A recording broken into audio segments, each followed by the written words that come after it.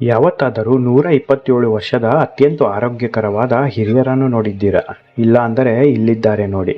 ಇವರೇ ಭಾರತ ದೇಶ ಮತ್ತು ಇಡೀ ಪ್ರಪಂಚಕ್ಕೆ ಹಿರಿಯ ಜೀವಿ.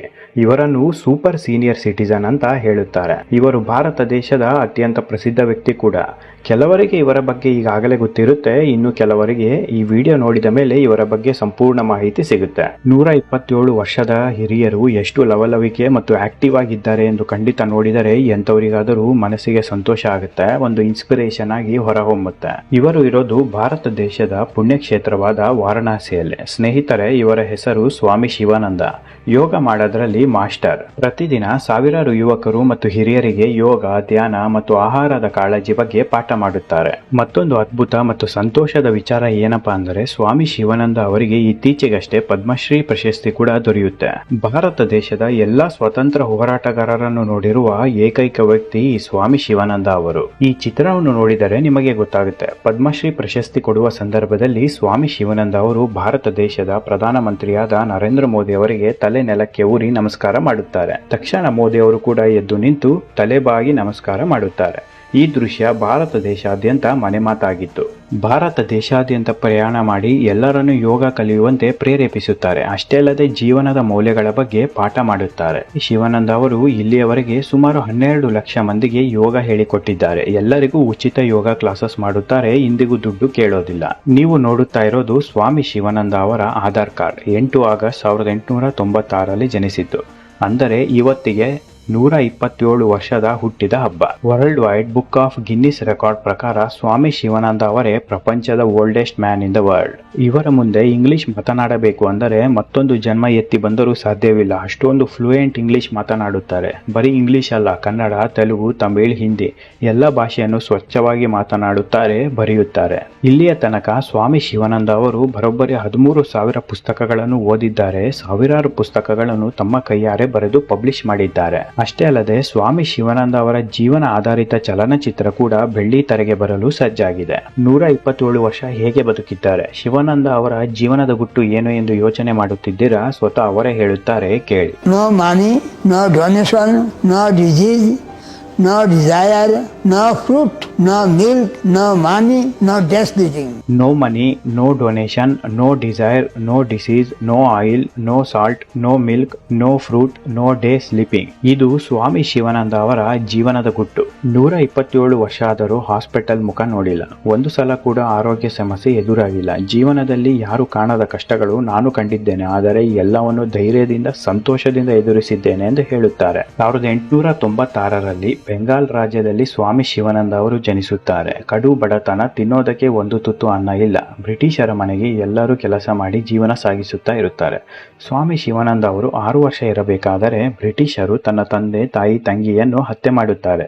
ನಾನು ಇಲ್ಲೇ ಇದ್ದರೆ ನನ್ನನ್ನು ಕೊಂದು ಬಿಡುತ್ತಾರೆ ಎಂದು ಯೋಚನೆ ಮಾಡಿ ಬೆಂಗಾಲ್ ರಾಜ್ಯದಿಂದ 600 ಕಿಲೋಮೀಟರ್ ನಡೆದುಕೊಂಡು ಹೋಗಿ ವಾರಣಾಸಿಗೆ ಬರುತ್ತಾರೆ. ಸಾಕಷ್ಟು ವರ್ಷಗಳ ಕಾಲ ವಾರಣಾಸಿಯಲ್ಲಿ ಭಿಕ್ಷೆ ಬೇಡಿಕೊಂಡು ಜೀವನ ಮಾಡಿದ್ದಾರೆ. ನಂತರ ಯಾವುದೋ ಗುರುಗಳ ಪರಿಚಯ ಆಗಿ ಯೋಗಾಭ್ಯಾಸ ಶುರು ಮಾಡುತ್ತಾರೆ. ಸ್ವಾಮಿ ಶಿವಾನಂದ ಅವರು ಯೋಗವನ್ನು ತಮ್ಮ ಜೀವನದ ಭಾಗವಾಗಿ ತೆಗೆದುಕೊಳ್ಳುತ್ತಾರೆ. 18 ವರ್ಷ ಇರುವಾಗಲೇ ಪ್ರಪಂಚದ ಎಲ್ಲರಿಗೂ ಯೋಗ ಕಲಿಸಬೇಕು ಎಂದು ನಿರ್ಧಾರ ಮಾಡಿ ಪ್ರಪಂಚಾದ್ಯಂತ ತಮ್ಮ ಪ್ರಯಾಣ ಆರಂಭ ಮಾಡುತ್ತಾರೆ. ಸ್ವಾಮಿ ಶಿವಾನಂದ ಅವರು ಬರೋಬ್ಬರಿ 75 ದೇಶಗಳನ್ನು ಸುತ್ತಿ ಯೋಗ ಕಲಿಸಿ ಬಂದಿದ್ದಾರೆ. ಯಾವ ದೇಶಗಳಲ್ಲಿ ಏನೆಲ್ಲ ಇದೆ, ಸಂಸ್ಕೃತಿ, ಪದ್ಧತಿ, ಆಹಾರದ ಬಗ್ಗೆ ಸಾಕಷ್ಟು ಮಾಹಿತಿ ಇವರಿಗೆ ತಿಳಿದಿದೆ. ಸ್ವಾಮಿ ಶಿವಾನಂದ ಅವರು ಮನುಷ್ಯ ಜೀವನದಲ್ಲಿ ಹೇಗೆ ಬದುಕಬೇಕು ಎಂಬುದರ ಬಗ್ಗೆ PhD ಮಾಡಿದ್ದಾರೆ ಅಂತ ಹೇಳಿದರೂ ತಪ್ಪಾಗೋದಿಲ್ಲ. ಸ್ವಾಮಿ ಶಿವಾನಂದ ಅವರು ದುಡ್ಡನ್ನು ನೋಡಿದ್ದಾರೆ, ಆದರೆ ಎಂದಿಗೂ ದುಡ್ಡನ್ನು ಮುಟ್ಟಿಲ್ಲ. ಈ ರೀತಿಯ ವ್ಯಕ್ತಿ ಹುಡುಕಿದರೂ ಭೂಮಂಡಲದಲ್ಲೇ ಎಲ್ಲೂ ಸಿಗಲು ಸಾಧ್ಯವಿಲ್ಲ.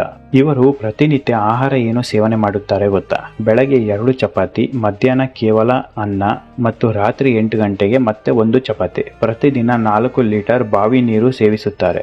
ನೀರನ್ನು ಫಿಲ್ಟರ್ ಮಾಡೋದಿಲ್ಲ. ಎಲ್ಲ ಯುವಕರು, ಹಿರಿಯರಿಗೆ ಸ್ವಾಮಿ ಅವರು ಹೇಳೋದು ಒಂದೇ ಒಂದು ಮಾತು: ಹುಟ್ಟು ನಿಮ್ಮ ಕೈಯಲ್ಲಿ ಇಲ್ಲ, ಆದರೆ ಸಾವು ಖಂಡಿತ ನಿಮ್ಮ ಕೈಯಲ್ಲಿ ಇದೆ. ಬೇರೆಯವರ ಸುಖಕ್ಕೆ ಜೀವನ ಮಾಡಬೇಡಿ, ನಿಮ್ಮ ಸುಖಕ್ಕೆ ಜೀವನ ಮಾಡಿ.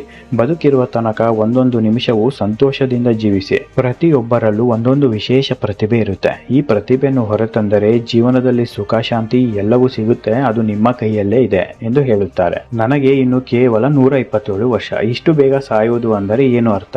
ಇನ್ನು 50-60 ವರ್ಷ ಬದುಕಿ ಲಕ್ಷಾಂತರ ಜನಕ್ಕೆ ಯೋಗ ಹೇಳಿಕೊಡಬೇಕು ಎಂದು ಸ್ವಾಮಿ ಶಿವಾನಂದ ಅವರು ಹೇಳುತ್ತಾರೆ. ಸ್ವಾಮಿ ಶಿವಾನಂದ ಅವರಿಗೆ ಸರ್ಕಾರದಿಂದ ನಡೆದ ಆರೋಗ್ಯ ತಪಾಸಣೆಯಲ್ಲಿ ಒಂದು ವಿಚಾರ ಬೆಳಕಿಗೆ ಬರುತ್ತೆ. ಇವರ ಅಂಗಾಂಗಗಳು ಎಷ್ಟು ಆರೋಗ್ಯವಾಗಿ ಇದ್ದಾವೆ ಅಂದರೆ 10-15 ವರ್ಷ ಬಾಲಕನಿಗಿರುವ ಆರೋಗ್ಯ ಇವರಿಗೆ ಇದೆ. ಮೆಡಿಕಲ್ ರಿಸರ್ಚ್ ಹೇಳಿರುವ ಪ್ರಕಾರ ಸ್ವಾಮಿ ಶಿವಾನಂದ ಅವರು ಇನ್ನು 50-60 ವರ್ಷ ಬದುಕುವ ಸಾಧ್ಯತೆ ಇದೆ. ಪ್ರಪಂಚಾದ್ಯಂತ ನಡೆಯುವ ಎಜುಕೇಶನ್ ಕ್ವಿಜ್ ಕಾಂಪಿಟೇಷನ್ ಅಂದರೆ ಇವರಿಗೆ ಅಚ್ಚುಮೆಚ್ಚು. 2019ರಲ್ಲಿ ಅಬುಧಾಬಿಯಲ್ಲಿ ನಡೆದ ಇಂಟರ್ನ್ಯಾಷನಲ್ ಎಜುಕೇಶನ್ ಕ್ವಿಜ್ ಕಾಂಪಿಟೇಷನ್ ನಲ್ಲಿ ಭಾಗವಹಿಸಿ ಪ್ರಶಸ್ತಿಯನ್ನು ಕೂಡ ಗೆದ್ದಿದ್ದಾರೆ. ಇವರಿಗೆ ಏರೋಪ್ಲೇನ್ ನಲ್ಲಿ ಹಾರೋದು ಅಂದರೆ ಪಂಚಪ್ರಾಣ ಅಂತೆ. ಸ್ವಾಮಿ ಶಿವಾನಂದ ಅವರ ಆಶ್ರಮದ ವಿಳಾಸ ಡಿಸ್ಕ್ರಿಪ್ಷನ್ ಬಾಕ್ಸ್ ನಲ್ಲಿ ಇದೆ. ಯೋಗ ಕಲಿಯಬೇಕು ಅಂದವರು ಇವರ ಆಶ್ರಮಕ್ಕೆ ಹೋಗಬೇಕು. 3 ತಿಂಗಳ ಯೋಗ ತರಬೇತಿ ಇರುತ್ತೆ. ಊಟ, ವಸತಿ, ಯೋಗ ಎಲ್ಲವೂ ಉಚಿತ ಸೌಲಭ್ಯವಿರುತ್ತೆ. ವಾರಣಾಸಿ ಬಸ್ ಸ್ಟ್ಯಾಂಡ್ ಮತ್ತು ರೈಲ್ವೆ ಸ್ಟೇಷನ್ ಇಂದ ಶಿವಾನಂದ ಯೋಗ ಆಶ್ರಮ ಕೇವಲ 6 ಕಿಲೋಮೀಟರ್ ದೂರ ಇದೆ. ವಾರಣಾಸಿ ವಿಮಾನ ನಿಲ್ದಾಣದಿಂದ 28 ಕಿಲೋಮೀಟರ್ ದೂರ ಆಗುತ್ತೆ. ಮತ್ತೊಂದು ಅದ್ಭುತ ವಿಚಾರ ಏನಪ್ಪಾ ಅಂದರೆ, ನೀವೇನಾದರೂ ವಾರಣಾಸಿಗೆ ಹೋಗಿ ಸ್ವಾಮಿ ಶಿವಾನಂದ ಆಶ್ರಮಕ್ಕೆ ಹೋಗಬೇಕು ಅಂತ ಕೇಳಿದರೆ ಟ್ಯಾಕ್ಸಿ, ಆಟೋ, ಸಿಟಿ ಬಸ್ ಎಲ್ಲವೂ ಉಚಿತ. 1 ರೂಪಾಯಿ ಕೂಡ ತೆಗೆದುಕೊಳ್ಳೋದಿಲ್ಲ. ಈ ಉಚಿತ ಯಾವುದೇ ಸರ್ಕಾರಿ ಸೌಲಭ್ಯವಲ್ಲ. ಇದು ವಾರಣಾಸಿ ಜನಗಳೇ ತೆಗೆದುಕೊಂಡಿರುವ ನಿರ್ಧಾರ. ವಾರಣಾಸಿ ಜನಗಳಿಗೆ ಸ್ವಾಮಿ ಶಿವಾನಂದ ಅವರು ಅಂದರೆ ದೇವರಿದ್ದ ಹಾಗೆ. ಇಂದು ಸ್ವಾಮಿ ಶಿವಾನಂದ ಅವರ 127 ವರ್ಷದ ಹುಟ್ಟಿದ ಹಬ್ಬ. ಮನಸ್ಫೂರ್ತಿಯಿಂದ ಎಲ್ಲರೂ ಸ್ವಾಮಿ ಶಿವಾನಂದ ಅವರಿಗೆ ಹುಟ್ಟಿದ ಹಬ್ಬದ ಶುಭಾಶಯಗಳನ್ನು ಹೇಳೋಣ. ದೇವರು ಇವರಿಗೆ ಇನ್ನೂ ಹೆಚ್ಚು ಆರೋಗ್ಯ, ಆಯಸ್ಸು ಕೊಡಲಿ ಎಂದು ಬೇಡಿಕೊಳ್ಳೋಣ. ನಿಮಗೆ ಈ ವಿಡಿಯೋ ಇಷ್ಟ ಆಗಿದ್ರೆ ದಯವಿಟ್ಟು ಒಂದು ಶೇರ್ ಮಾಡಿ, ಲೈಕ್ ಮಾಡಿ, ಸಬ್ಸ್ಕ್ರೈಬ್ ಮಾಡಿ. ಪಕ್ಕದಲ್ಲೇ ಇರುವ ಬೆಲ್ ಐಕಾನ್ ಪ್ರೆಸ್ ಮಾಡೋದನ್ನ ಮರೆಯಬೇಡಿ. ಇದೇ ರೀತಿ ಇಂಟ್ರೆಸ್ಟಿಂಗ್ ವಿಚಾರದೊಂದಿಗೆ ಖಂಡಿತ ಮುಂದಿನ ವಿಡಿಯೋದಲ್ಲಿ ಮತ್ತೆ ಬರುತ್ತೇನೆ. ಅಲ್ಲಿವರೆಗೂ ಎಲ್ಲರಿಗೂ ಶುಭ ದಿನ.